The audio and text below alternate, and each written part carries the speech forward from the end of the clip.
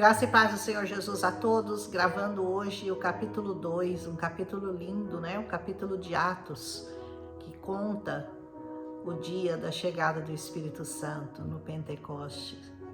Lá, a partir dali, o Espírito Santo começará a agir na vida de muitas pessoas, de todos aqueles que crerem. É assim até hoje. Diz assim esse capítulo, chegando o dia de Pentecoste, Pentecoste era o 50º dia depois da Páscoa. Vejam bem, os apóstolos estavam esperando, porque no capítulo anterior Jesus havia dito que eles seriam batizados com o Espírito Santo. E eles estavam todos reunidos num só lugar, diz a palavra. E de repente veio do céu um som, como se fosse um vento muito forte, e encheu toda a casa na qual eles estavam assentados. E eles viram o que parecia como línguas de fogo que se separavam e pousavam sobre cada um deles. Olha que coisa linda, né? Como foi a chegada do Espírito Santo, né? Como línguas de fogo que foram se dividindo e caía sobre eles assim. E viram que pareciam línguas de fogo e todos ficaram cheios do Espírito Santo. E eles começaram a falar em outras línguas, conforme o Espírito Santo os capacitava. Havia em Jerusalém judeus tementes a Deus, vindos de todas as nações do mundo. Muitos judeus estavam reunidos ali naquele lugar. Ouvindo-se este som, ajuntou-se uma multidão que ficou perplexa, porque cada um os ouvia falar na sua própria língua. Eles passaram a falar a língua de todos aqueles que estavam ali. Olha só, atônitos e maravilhados, eles perguntavam: acaso não são eles galileus, todos esses homens que estão falando? Então como que nós os ouvimos, cada um de nós, na nossa própria língua materna? Olha, tinha lá partos, medos, elamitas, habitantes da Mesopotâmia, Judeia, Capadócia, Ponto, da província da Ásia, da Frígia, da Panfilha, do Egito, das partes da Líbia, próximas a Cirene, visitantes vindos de Roma, tanto judeus como convertidos ao judaísmo, cretenses, árabes. Vocês imaginam quantas línguas estavam naquele lugar, línguas diferentes, cada um falava uma língua? Nós os ouvimos declarar as maravilhas de Deus na nossa própria língua. Olha que coisa linda, né? Atônitos e perplexos, todos perguntavam uns aos outros, né? O que significa isso? E alguns, todavia, zombavam deles e diziam: eles beberam vinho demais. Então sempre o Pedro, levantou-se com os 11, e em alta voz ele dirigiu-se à multidão, ele disse: homens da Judeia e todos os que vivem em Jerusalém, deixem-me explicar-lhes isto que está acontecendo. Ouçam-me com atenção. Esses homens aqui não estão bêbados, como vocês estão supondo. Ainda são 9 horas da manhã. Como que eles poderiam estar bêbados 9 horas da manhã? Pelo contrário, isso é o que foi predito, profecia, pelo profeta Joel, que diz assim: nos últimos dias, diz o Senhor, derramarei do meu espírito sobre todos os povos. Os seus filhos e as suas filhas profetizarão, os seus jovens terão visões, os seus velhos terão sonhos. Sobre os meus servos e sobre as minhas servas derramarei do meu espírito naqueles dias, e eles profetizarão. Começou lá em Pentecostes e tem acontecido até hoje. Profetiza, crianças profetizando, os velhos tendo visões, adultos tendo sonhos, visões, interpretações de línguas. É uma coisa maravilhosa o agir do Espírito Santo nos nossos dias, né? E ele diz: mostrarei maravilhas em cima no céu e sinais embaixo na terra, sangue, fogo e nuvens de fumaça. Todos os sinais estão presentes hoje. Nós temos visto a natureza completamente enlouquecida, coisas que nunca se ouviu falar, acontecendo aqui, acontecendo ali, a natureza dando sinais de que essa palavra está se cumprindo e que Jesus está voltando. Você nunca esteve tão próximo da volta de Cristo como nós estamos hoje. E todo mundo vê, até os incrédulos começam a se perguntar o que está acontecendo com o mundo, o que está acontecendo com a natureza. Está acontecendo essa palavra aqui, ó, sinais. Prestem atenção aos sinais, porque desde a chegada do Espírito Santo até hoje, o Senhor tem dado sinais. Você já teve tempo para crer, você já teve tempo para se arrepender. E se você ainda não fez isso, faça, porque é muito urgente. Ele diz, o sol se tornará em trevas, olha que coisa terrível, a lua em sangue, antes que venha o dia glorioso e grande do Senhor. E todo aquele que invocar o nome do Senhor será salvo.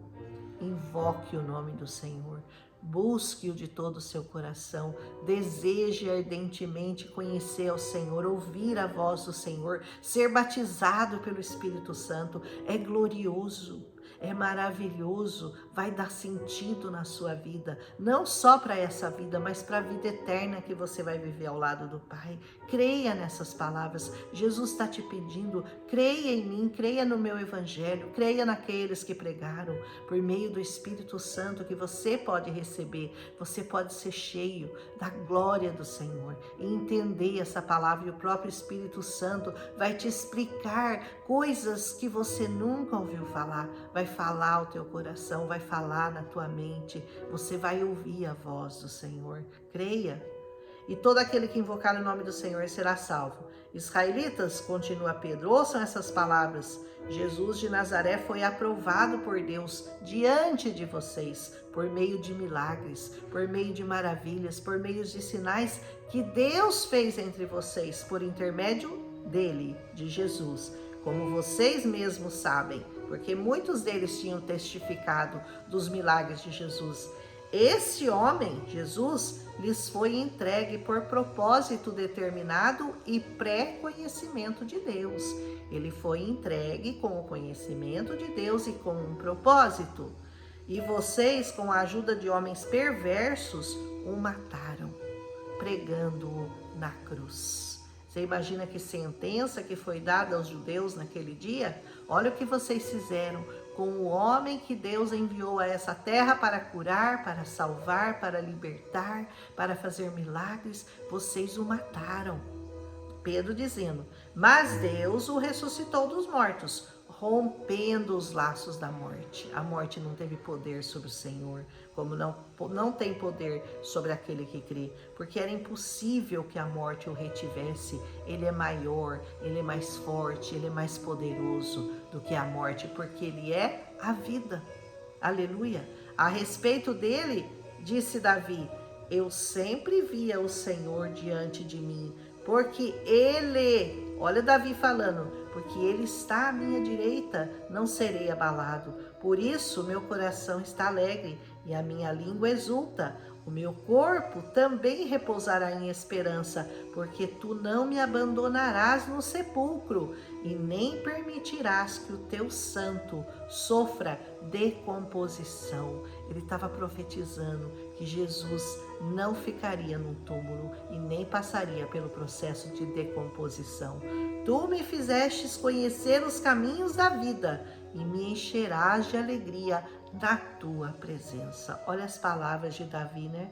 Irmãos, posso dizer-lhes, Pedro continua, com franqueza, que o patriarca Davi morreu e foi sepultado, e o seu túmulo está entre nós até o dia de hoje.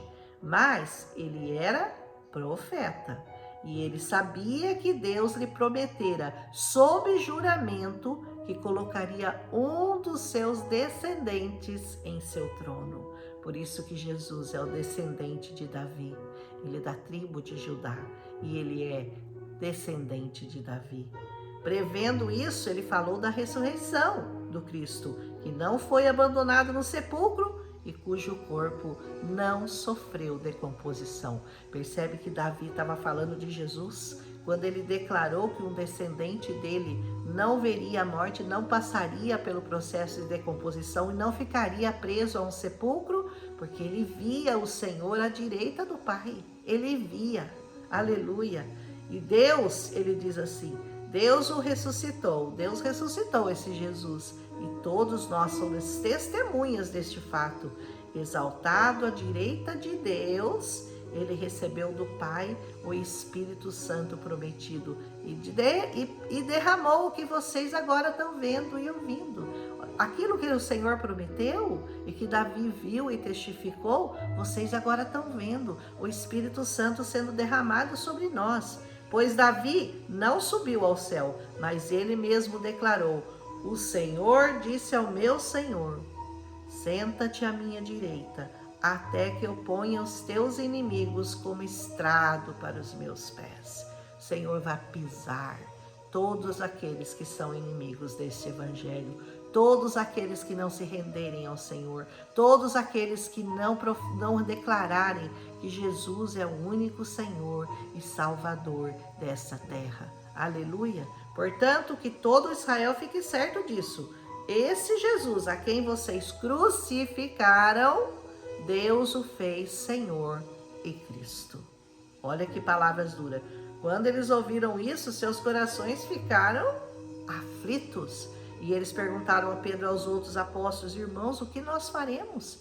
Diante de uma declaração dessa, e eles entendendo e recebendo aquilo no coração, sabendo que aquilo era a verdade que ele estava falando, eles falaram: pronto, nós estamos perdidos, porque nós crucificamos ao Senhor, nós somos judeus e nós matamos o Senhor. Pedro respondeu: arrependam-se. Arrependam-se. A palavra do Senhor, não importa o que você fez de errado, que é pior do que eles fizeram, mataram o Senhor Jesus. Pior do que isso não há pecado que possa se comparar a esse.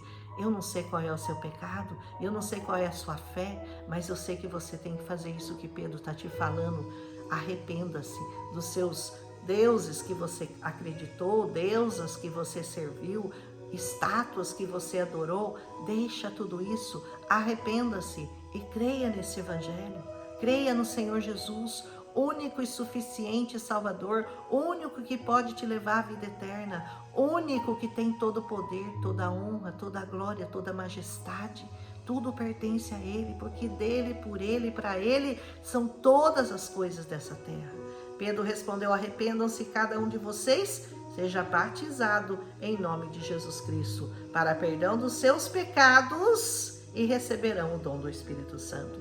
Existe um processo, passar pelo batismo nas águas para depois ser batizado no Espírito Santo, num lugar onde isso é pregado, num lugar onde isso é vivido, num lugar onde isso é crido verdadeiramente, onde não há falsos deuses, onde não há nada além da pessoa do Espírito Santo e do Senhor Jesus. Amém? Pois a promessa é para vocês, ele está falando, para os seus filhos e para todos os que estão longe, para todos quantos o Senhor, o nosso Deus, chamar. Que o Senhor te chame nesse dia, que o Senhor, que você ouça esse chamado seu e responda ao Senhor imediatamente, porque é muito urgente conhecer ao Senhor e prosseguir conhecendo a Deus. Com muitas outras palavras os advertia e insistia com eles: salvem-se dessa geração corrompida. As palavras de Pedro ecoam até hoje.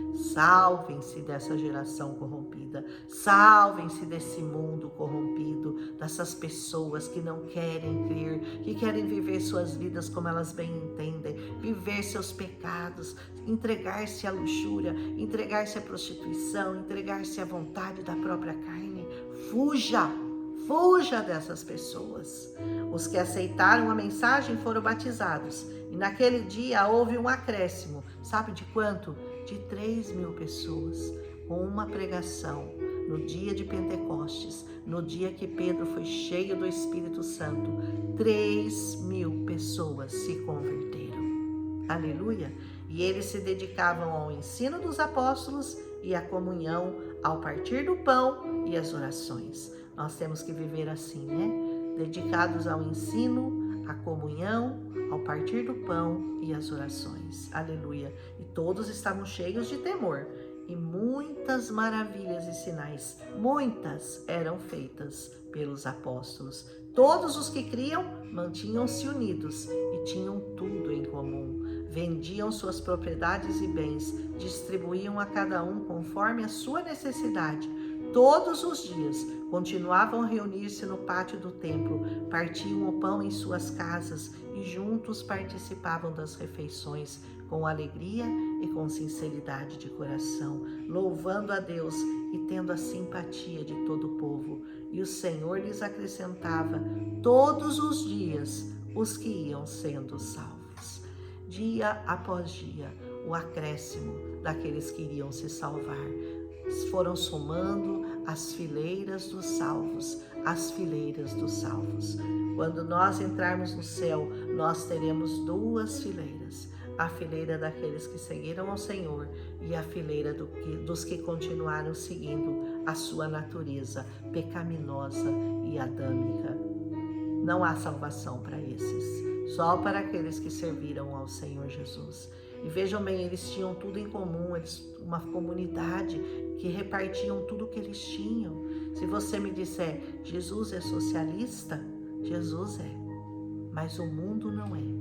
Por isso o socialismo não funciona, porque eles faziam isso de boa vontade. Não é porque o governo os impunha, não é porque ninguém impunha nada, é porque o Espírito Santo os movia. Então, quando o mundo todo tiver convertido, quando o mundo todo estiver olhando para Cristo, não vai ser necessário que ninguém obrigue você a vender alguma coisa para dar aos pobres ou dividir aquilo que você tem, porque você vai fazer isso com a sua comunidade de livre e espontânea vontade, não por determinação, porque por determinação do governo ninguém gosta de viver o socialismo, porque ninguém está disposto a vender um apartamento, a vender uma casa para dar para os outros e dividir com os outros. Mas quando o mundo estiver vivendo o cristianismo pleno, todos os seres deste mundo convertidos, uma sociedade onde nada é de ninguém, onde tudo é de todos, aí seria realmente uma sociedade perfeita. Mas ainda não chegou esse momento, ainda não chegou essa hora, porque o homem ainda é desejoso daquilo que ele tem. Ele gosta de guardar coisas, de ter coisas, de acumular coisas, acumular bens e riquezas. Essa é a nossa natureza adâmica. Então, até o dia em que o Senhor vier julgar esse mundo, criar uma sociedade perfeita, quando nós formos viver no reino de Deus, onde tudo funciona, onde tudo é perfeito, isso só será possível se nós aceitarmos Jesus como o único e suficiente Salvador.